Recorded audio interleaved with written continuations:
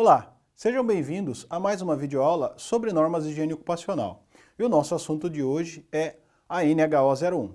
O tópico a ser abordado nessa aula é a avaliação da exposição ocupacional ao ruído.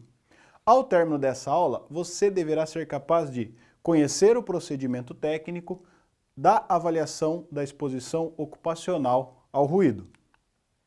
Dentro das normas de higiene ocupacional, a norma de higiene ocupacional número 1, NHO01, ela fala do procedimento que deve ser utilizado para se avaliar um ruído.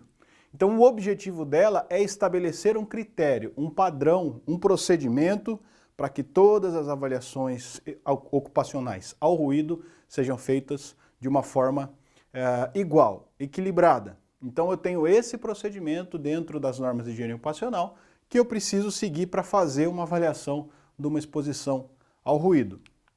Muito bem, e o campo de aplicação desta norma? Então esta norma ela é aplicada a todas as avaliações de exposição ocupacional a ruído, que nós tenhamos os ruídos contínuo, intermitente e ruído de impacto.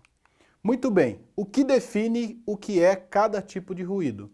O anexo 1 da NR15. O anexo 1 da NR15 ele determina que ruído contínuo ou intermitente, para fins de aplicação de limites de tolerância, o ruído que não seja ruído de impacto, e no anexo 2 fala que ruído de impacto é aquele que tem uma duração inferior a 1 segundo, apresentando um intervalo superior a 1 segundo. Então, para que a gente possa entender essa diferença aí entre ruído contínuo intermitente e ruído de impacto, o ruído de impacto basicamente é aquele que gera um pico de energia acústica com duração máxima de 1 segundo. Todo aquele ruído que tiver uma duração maior do que 1 segundo, ele já vai ser considerado contínuo ou intermitente. Então, dependendo do ruído desse pico de energia, por exemplo, ele pode ser tão prejudicial à saúde do trabalhador que em alguns casos ele pode ocasionar até uma surdez imediata, como a explosão, por exemplo, de uma caldeira, de um vaso de pressão, de uma bomba. Se houver o rompimento da membrana do tímpano do trabalhador, ele pode perder a audição ali instantaneamente de acordo com essa pressão sonora gerada por esse ruído de impacto. Então, basicamente, a diferença entre essas três classificações de ruído é essa. O ruído de impacto ele tem duração máxima de 1 segundo com intervalo superior a 1 segundo. Muito bem. E a aparelhagem utilizada para que a gente possa avaliar a exposição desse trabalhador ao ruído.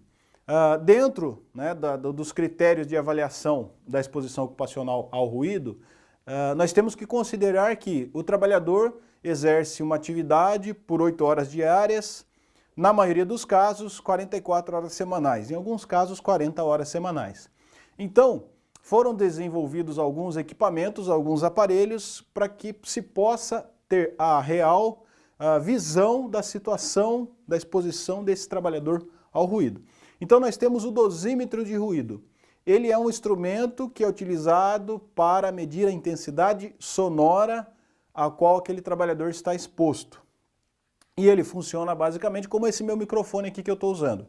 Esse microfone capta o som e chega através aí de um tratamento, chega até você que está me ouvindo com esse microfone.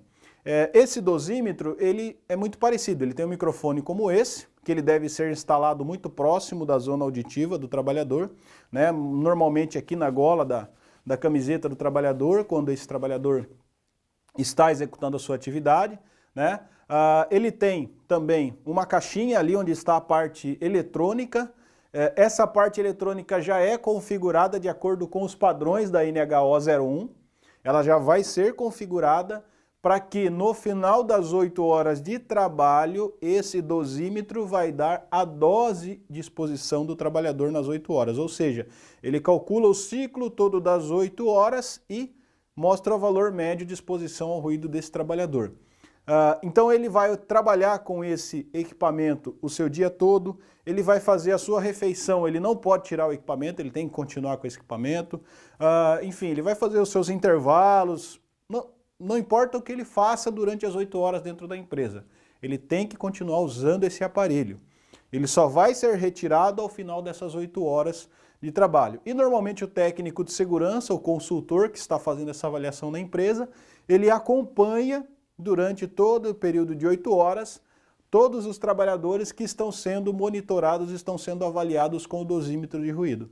E ao final lá dessa avaliação, através de um cabo USB, ele descarrega essa informação no computador e ele vai gerar um relatório sobre a exposição desses trabalhadores ao ruído.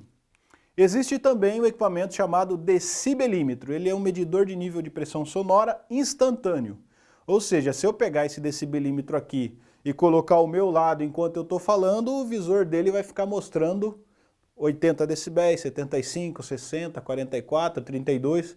Então ele é medido instantaneamente. Ele é muito utilizado na empresa para que se tenha uma ideia, né, de como está o nível de ruído naquela empresa. Se em algum momento ele mostra ali em alguma atividade que o nível de pressão sonora ultrapassa o limite da norma, a empresa pode já a partir daí fazer a solicitação para daí fazer uma avaliação com o dosímetro, né? Então o decibelímetro ele faz uma avaliação instantânea. Então isso pode servir para a área de segurança do trabalho, né, para os técnicos de segurança, para a engenharia de segurança de uma forma geral, fazer ali ter uma ideia, ter uma noção de como está o nível de ruído. E a partir desse ponto, justificar aí, muitas vezes, a contratação até mesmo de uma consultoria para fazer a avaliação com o dosímetro.